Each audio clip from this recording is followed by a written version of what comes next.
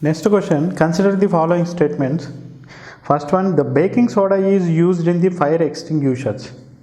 Again, this is also based on our general observation. Okay, for example, if you are going so many places and you will see the fire extinguishers, so you should wonder what is there exactly. Sometimes dry CO2 will be there, and sometimes they will write like a baking soda. So you need to know why it is there. Okay, that questioning should be there. And quicklime is used in the manufacturing of the glass. Okay, so we know both are correct, but why we are using that? For example, if you take the baking soda, what is the baking soda? Baking soda is the sodium bicarbonate, and when you heat it, okay, if you heat it, this sodium bicarbonate, then what is happening? It will become sodium carbonate plus CO2 and H2O. So whenever you spray on the fire, then fire will increase its temperature, then it will divide into that formula. Then don't think that the fire will be stopped because of the H2O. H2O will evaporate, but it is because of the CO2. So when CO2 is released in a more amount, then what happen? For the fire to sustain and spread, it always need the O2, oxygen. If you cut off the oxygen, then automatically fire will stop. Okay, so that is why when someone is caught the fire, then you will go and keep some blanket. Why? Because you are preventing the oxygen to the fire. So CO2 will cut off the oxygen to the fire, then because of that fire will stop here, CO2. And then next one is quicklime is used in the manufacturing of the glass. Quicklime not only in the glass, even it will be useful in the what is that cement manufacturing industry, and as well as in the iron ore also, iron industry also. Here in this case for the glass, why they add is it will increase its properties, physical properties. What is that? It will make glass to resist for the chemical wear, durability will be increased, and viscosity, like that. Okay, so both are correct, but the second statement it is not so easy. I mean, unless otherwise you read specifically. So option is C, both the A and 1 and 2. In case of ionic bonding, the molecule is stable as long as the number of bonding electrons is. Okay, bonding electrons, and then it is in terms of anti-bonding electrons. Okay, this is a basic concept for the bonding of any two atoms. What happens? For example, one atom is here and another atom is here. Individually, they are not forming any bonding here. Then what is happening? All the for example, if you take any orbit here, this is the center, this is electron orbits, and here also electron orbits are there. Okay, so these electron orbits are having some particular energy levels, because of the rotation of the electrons. When these two are coming together, then what happens? These two are coming under some of the orbits are overlapping. Whenever some orbits are overlapping, that means they are forming the bond. Whenever they are forming the bond, then they will produce two types of waveforms. Okay, two types of waveforms, because the orbit is nothing but a wave. Two types of waveform. Otherwise, we can two types of waveforms. Otherwise, generally we also can call it as two types of orbits. Okay, one is a bonding orbit, and then another one is anti-bonding. Generally, the bonding orbit, okay, is having the less energy compared to the individual atoms, combined individual atoms. So whenever the energy of that orbit is less, orbit means the electron is less. Orbit consists of electrons. If your energy is less, then you will sit aramse. Otherwise, if you are very much excited, you cannot sit aramse. Okay, then for the stable condition, you should have less energy. Okay, and anti-bonding orbits are having the more energy, even more than the individual atoms. Okay, if they are not individual atoms means when they were not coming into the bonding. So what is happening here, generally the bonding orbits are in between these two nucleus, and anti-bonding is not in between, but out of the outside of this in between outside of these two nucleuses. Okay, then what happens if number of bonding orbits or number of electrons in the bonding orbits are less than the number of electrons in the anti-bonding orbits, then what happens, more number of electrons in the excited state, then the bonding will become unstable. Okay, why? Because the bonding to be stable, the energy level should be less. Okay, so what is the question here?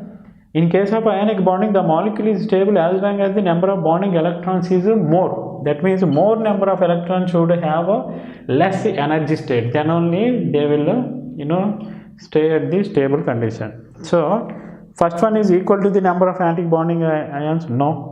When both are equal, always continuous flight. Less than the number of anti-bonding electrons, that means the bond will break.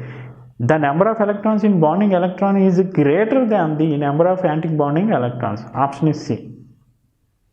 Okay. Fourth one is D, that is the anti-bonding neutrons. He is talking about neutron, not electrons. So what is the option here? Option is C. So what I am trying to say is, bonding electrons, bonding electrons should be more than anti-bonding. Okay, that is the option here. Why? Because if more are there with less energy, then it is stable. Statement 1, physical properties of composite materials are generally isotropic. Okay, what is a composite material? There are two terms you need to understood. Okay, composite and then isotropic. What is the meaning of the isotropic? The properties are same properties in all directions. Okay, throughout the body in all direction otherwise. So here what is happening? Composite is consisting of the more than one material. Okay, it is a more than one material.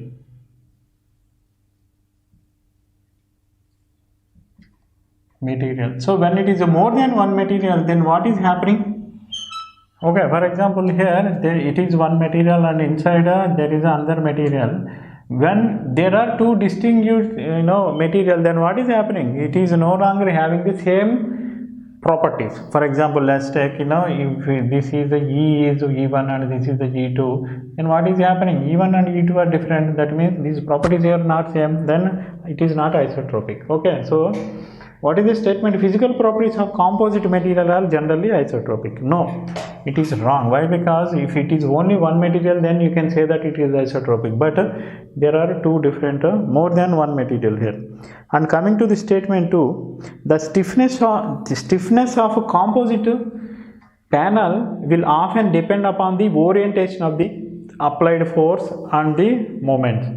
Okay, yes, for example here, if I take a composite material like this, this is the matrix,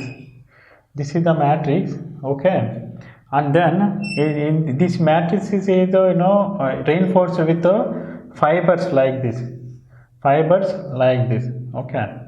So what is the meaning of this fibers? For example, if I apply force in this direction, then the force, some of the force will be transferred to the matrix and most of the force will be transferred to the fibers. These fibers will take the force and distribute. Why? Because they are along that. Okay, instead of applying force like this, if I apply perpendicular to the fibers, then this force may not be transferred to the fibers. Why? Because these fibers are perpendicular to or transverse direction. Okay, this force may not be transferred to this. In that case, what is the advantage of reinforcement when the fibers are not taking the external force? Why we are reinforcing? Because without reinforcement, the original material may not be withstanding those many forces. Okay, then we reinforce, so that what is happening, it will take the more force. That is why we are reinforcing. When it is not taking, then what is the advantage? So here what is happening, the application of the force is depending on the direction that we choose. In the same way, the moment also depends. So let's come back to the statement again. The stiffness of the composite panel will often depend on the orientation of the applied force and the moment. Yes, if you apply in this direction, then its stiffness is more. If you apply in the lateral direction, its stiffness is less. Why? Because the advantage of the fiber reinforcement is not being utilized here. Okay, so statement 2 is correct and statement 1 is wrong. So what is that? Option is D. And here, even if you don't know what is the option 2, you blindly keep on option 2 is correct. Why? Because if option 1 is correct, what is the logical conclusion? Option 2 or statement 2 should become correct, not option. Statement 1 is wrong, then automatically statement 2 should become correct. Okay, then only it will match us with this. So here option is D. Next one, statement 1. Manganese is always added to the steel since it combines with the sulfur content to form the manganese sulfide. Yes, this is true. But why we are adding this? The reason should be there in the statement 2. Okay, what is the why we are adding the manganese? Okay, so that it is forming the manganese sulfide. And what is the advantage of that? Statement 2, if manganese is not added, iron sulfide, which is not harmful for steel, would be formed. Is that correct or wrong? We will see that. See what is happening. Sulfur, like phosphorus, sulfur also, sulfur content in the steel is not good. For example, if the small quantity of quantity of sulfur is there, then it improves the machinability. What is the meaning of the machinability? Means with how much ease you are able to machine your steel. Machine means cutting and making it into the different shapes that you need. Okay, but that is very, very small quantities. But more than that, what happens if you increase the more sulfur content, then it decreases the corrosion resistance and the weldability. When you are trying to weld the steel, then it will become very, very difficult if you have a sulfur content. And it also reduces the transverse ductility.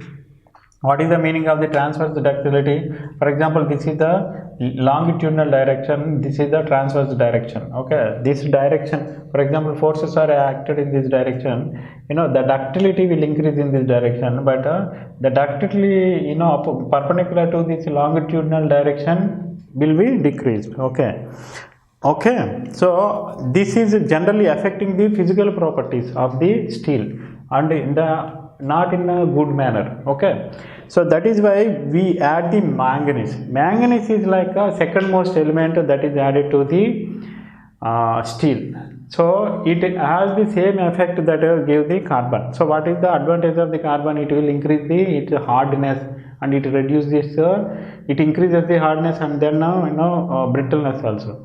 Apart from that, the manganese also do some of the good things. What is that? It will act as a cleanser. Okay, it will form bonds with oxygen and as well as the sulfur, and it will try to remove that. Okay, what happened? Manganese will form bond with the sulfur and sulfur. What is that? Manganese sulfide will form and you can remove that. Okay, otherwise the sulfur will cause all these problems. And especially to cut the steel, for example, when you are welding it or cutting the steel, cutting means machinability or making, when you have the sulfur, then it will become very, very difficult. That is why manganese should be added, then only it will become easy. So that is the reason for that. Okay, if manganese is not added, then sulfur will act in the adverse way. So if you come to the statement 2, why manganese added? If manganese is not added, then iron sulfide, which is not harmful for steel, would form, but it is harmful for the steel. Okay, that is why we are adding that. So statement 2 is wrong and only statement 1 is correct. So what is the option here? Option is A here. Okay.